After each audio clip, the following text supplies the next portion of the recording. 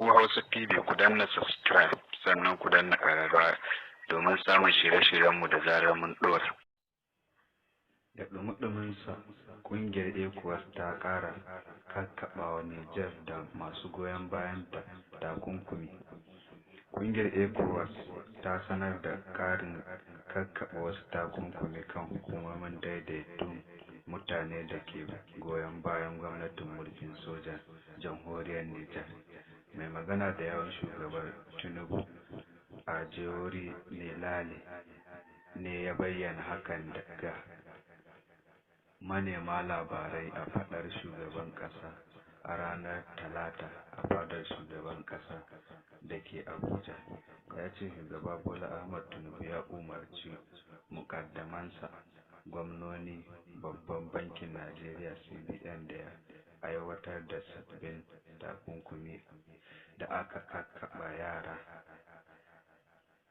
da cewa matakan da aka ɗauka amincewar ɗaukakin ƙasashen ƙungiyar ecowas ne da shugaban ƙasashensu suka cimma baiwa Najeriya kaɗai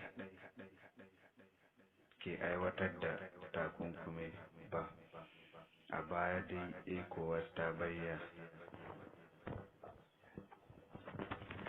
ƙungiyar ecowas ne da shugabannin ƙasashen suka cimma, ba wai Najeriya ce kaɗai ke aiwatar da takunkumi ba.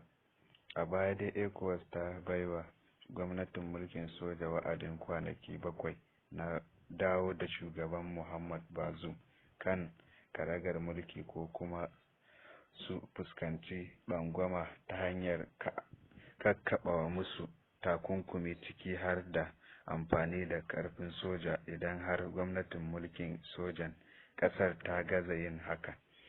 Amma sojojin da suka yi juyin mulkin suka yi watsi da barazanar tare da bayyana shirinsu na fuskantar yaƙi da ƙasashen da ke ƙarƙashin ƙungiyar ecowas.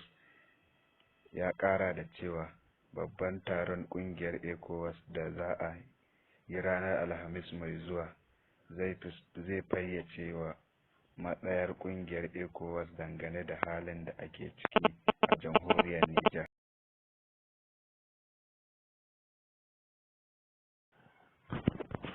Bola Ahmed Tinubu ya sake keɓewa ya sa labule da Dr. Rabi'u Musa Kwankwaso a fadar Asarok.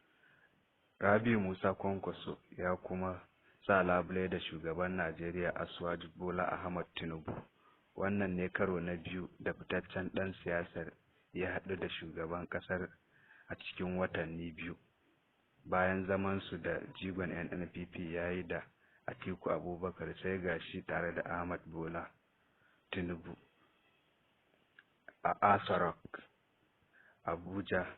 Jagoran jam'iyyar NNPP na ƙasa Rabi'u Musa Kwankwaso ya yi wata ganawa da Asuwaju Bola Ahmed Tinubu, kamar yadda hadimin tsohon gwamnan ya bayyana a dandalin X.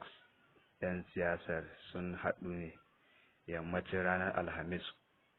Kusan babu wani cikakken bayani da ya fito a game da zaman Bola Ahmed Tinubu da Dr. Rabi'u Musa Kwankwaso har zuwa yanzu.